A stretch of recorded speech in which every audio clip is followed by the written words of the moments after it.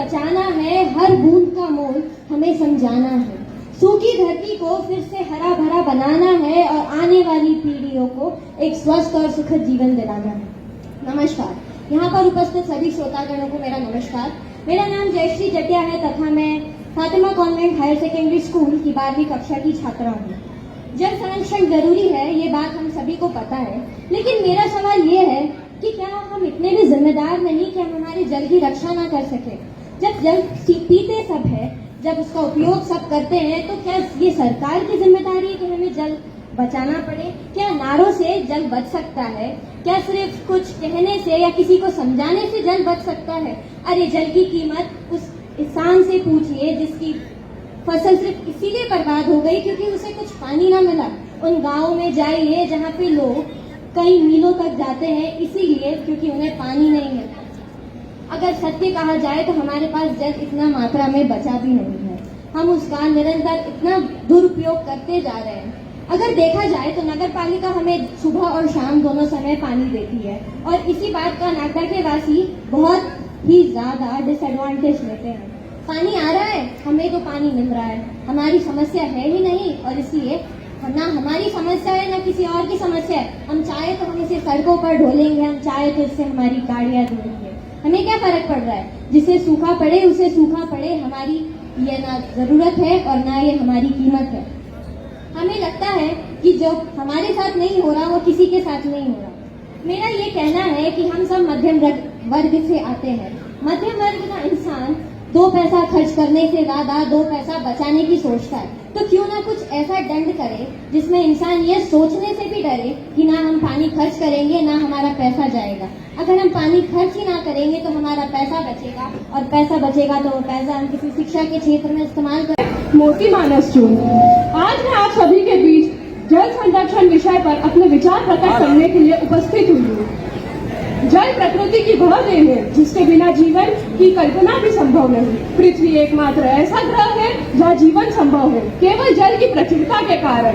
पृथ्वी पर 71% भाग जल से ढका हुआ है, जिसमें से 97% भाग समुद्री जल है और अर्थात पृथ्वी पर केवल 3% जल ही पीने योग्य है। उस 3% जल में से भी नदियों में केवल 1.2% जल ही पाया जाता है। मात्र 3% जल पीने योग्य जो है वो बर्फ के रूप में है, अर्थात जमीन की बहुत गहराइयों में उपस्थित है। तो मेरे साथियों, कहने का मतलब यह है कि जीवन यापन करने के लिए हमारे पास बहुत ही अल्प मात्रा में जल उपलब्ध है, जो किसी बहुमूल्य संसाधन से कम नहीं। इसलिए बढ़ती जनसंख्या के चलते जल की आवश्यकता भी बढ़ती जा रही है। ऐसे में उपलब्ध जल का अपर्याप्त होना स्वाभाविक है, लेकिन जल की अपर्याप्तता को और भी गंभीर बना देता है बढ़ता औद्योगिकीकरण, जिससे मीठे जल की खपत तो बढ़ती ही जा रही है तथा मीठे जल का पुनर्भरण करने के लिए मुख्य घटक अर्थात सघन वन, गांव, शहरों के भीतर एवं बाहर के पेड़ भी विलुप्त होते की कगार पर है। जल संरक्षण की जागरूकता के अभाव में पवित्र नदियां, तालाब आदि जल स्रोतों में भी हम प्रदूषण करते चलते जा रहे हैं। इसके दुष्परिणाम हमें रोज ही जल संकट का सामना करना पड़ रहा है। इस दुष्परिणाम से मुक्ति पाने के लिए हमें जल संरक्षण गतिविधियों को एक उत्सव की तरह मनाना चाहिए। इस उत्सव की तरह मनाने से हम जल संरक्षण गतिविधियों को आरामदायक अपनाएंगे और अपन आरामदायक जीवन जी पाएंगे। जल संरक्षण जागरूकता को हमें जंगल की आग की तरह जन साधारण तक पहुंचाना चाहिए। भारत सरकार ने जल संरक्षण को बढ़ावा देने के लिए बहुत सारे कदम उठाए हैं, जैसे नमामि गंगे कार्यक्रम आदि। समस्या सबको पता है और समाधान भी सबको पता है,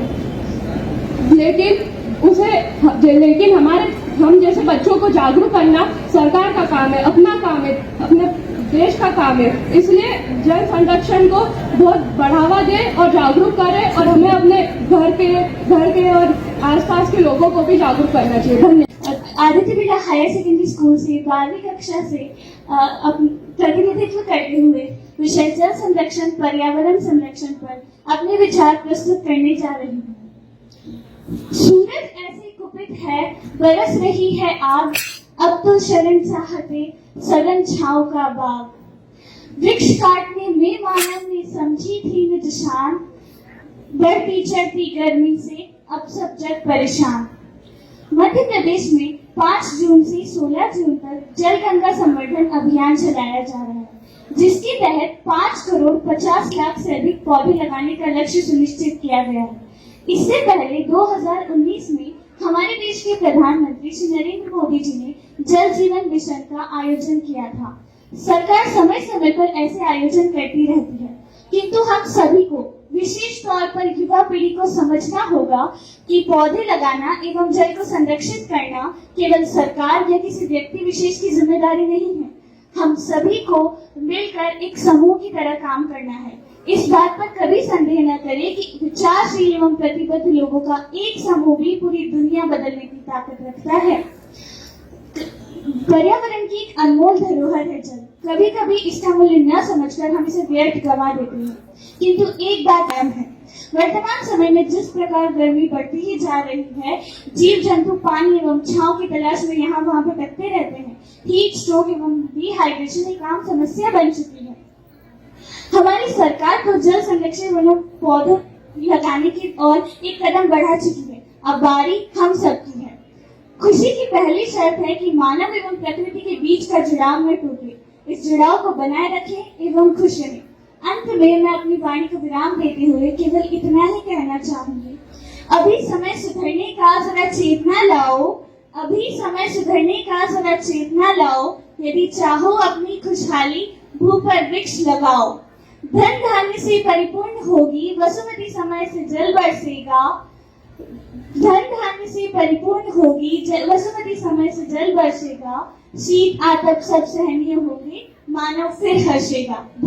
मौसम बेघर होने लगे हैं, पेड़ पौधे समुद्र इंसान सब कुछ काट रहा है, छील छील कर खाल चलेगी, टुकड़ा टुकड़ा बांट रहा है, टुकड़ा टुकड़ा। इन्हीं अद्भुत पंक्तियों के साथ आज इस जल गंगा संवर्धन अभियान में मैं पर्यावरण संरक्षण पर अपने विचार व्यक्त करना चाहूंगा। पृथ्वी पर्यावरण को लेकर हमारी जो जिम्मेदारी है वो बहुत महत्वपूर्ण है, पर हम उस पर ध्यान नहीं दे रहे हैं। आज के समय में विकास की राह पर चलने की बजाय हम पृथ्वी को नष्ट करने की राह पर हैं, पृथ्वी को नष्ट करने की राह पर चलते जा रहे हैं। मैं आप सभी से पूछना चाहता हूँ, यूं तो पृथ्वी स्वर्ग के समान है, पर क्या ये वही पृथ्वी है जो भगवान ने हमें सौंपी थी? क्या ये वही दुनिया है जो उस परमात्मा ने हमें दी थी? तो शायद आप सभी का जवाब भी नहीं होगा, क्योंकि आज के समय में वातावरण इतना प्रदूषित हो चुका है, नदियां इतनी प्रदूषित हो चुकी हैं और वायु बहुत प्रदूषित हो चुकी है कि हमको सांस लेने तक में दिक्कत हो रही है। हम सब भगवान को पूज रहे हैं, पर अपने पर्यावरण और पंच तत्वों का ध्यान कोई नहीं देना चाहता। मैं आप सभी को एक बात बताना चाहता हूँ, हमारे जो भगवान हैं वो भी पंच तत्व से मिलकर बने हैं। भगवान यानी भूमि, गगन, वायु, अग्नि और नीर। भूमि जहाँ पहले चारों तरफ पेड़ दिखाई देते थे, आज वहाँ ऊंची ऊंची इमारतें दिखाई देती हैं। हर कोई अपने मतलब के लिए पेड़ काटता जा रहा है। गगन इतना प्रदूषित हो रहा है, जो तारे पहले टिमटिमाते हुए नजर आते थे आज वो भी धुंधला रहे हैं। वायु इतनी प्रदूषित हो चुकी है, हमारी ओजोन लेयर में भी छिद्र हो चुके हैं। ग्लोबल वार्मिंग बढ़ती जा रही है। इस सब का कारण और कोई नहीं, हम मनुष्य ही हैं। मैं आप सभी से निवेदन करूंगा कि आप सब वाहनों का इस्तेमाल कम से कम करें। और अग्नि का क्या कहें, तापमान भी इतना बढ़ता जा रहा है। अभी आप देख ही सकते हैं, हमारी राजधानी दिल्ली में भी 50 डिग्री तक तापमान पहुंच गया था और जंगलों में बढ़ते तापमान के कारण आग लग जाती है। अमेज़न जंगल इसका सबसे अच्छा उदाहरण है। और जल संरक्षण जो हमको करना ही है, जल जो हमारा जीवन है उसको हम खत्म करते जा रहे हैं। पहले ही उपयोगी जल बहुत कम है और उसमें भी हम पॉलिथीन डाल देते हैं, चीजें व्यर्थ की चीजें मिला देते हैं, जिससे वो जल व्यर्थ हो जाता है। 7वीं वर्ग की छात्रा हूँ। मेरे स्कूल का नाम एगोम सिंह इंटरनेशनल पब्लिक स्कूल है। मैं आपके सामने जल संरक्षण पर अपनी राय देना चाहती हूँ। पृथ्वी के सभी जीवों के लिए जल एक बहुमूल्य संपदा है। इसके बिना जीवन की कल्पना भी नहीं की जा सकती। धरती पे अपना अस्तित्व बनाए रखने के लिए जल संरक्षण एवं जल को बचाना बहुत जरूरी है। पृथ्वी को हरा भरा बनाए रखने के लिए जल बचाए, क्योंकि धरती इकलौता अकेला ऐसा ग्रह है जहाँ जल और जीवन दोनों मौजूद है। पृथ्वी पर दुनिया में हर साल लगभग 3.4 लोग पानी से संबंधित बीमारियों के कारण मर जाते हैं। पृथ्वी से जल संकट को टालने के लिए कम से कम और सही तरीके से पानी का उपयोग करना होगा।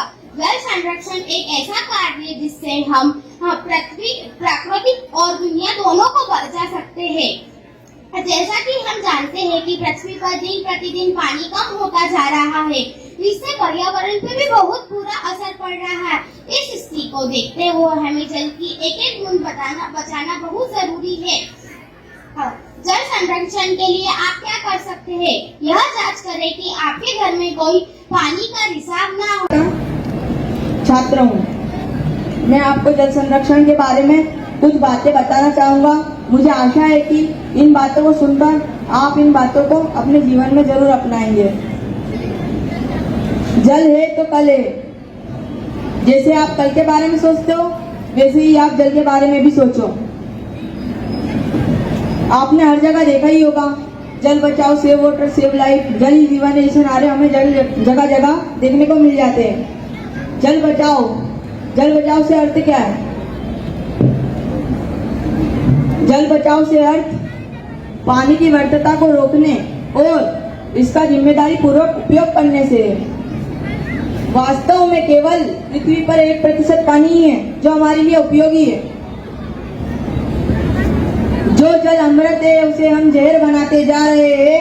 जो जल अमृत है उसे हम जहर बनाते जा रहे हैं। अपनी ही जिंदगी को न जाने क्यों हम नर्क बनाते जा रहे हैं। अपनी ही जिंदगी को न जाने क्यों हम नर्क बनाते जा रहे हैं। अर्थात पानी के अन्य स्रोत, जो समुद्र का 97% पानी खारा होता है, 2% पानी ग्लेशियर और ध्रुवीय आइसक्रीम के रूप में है।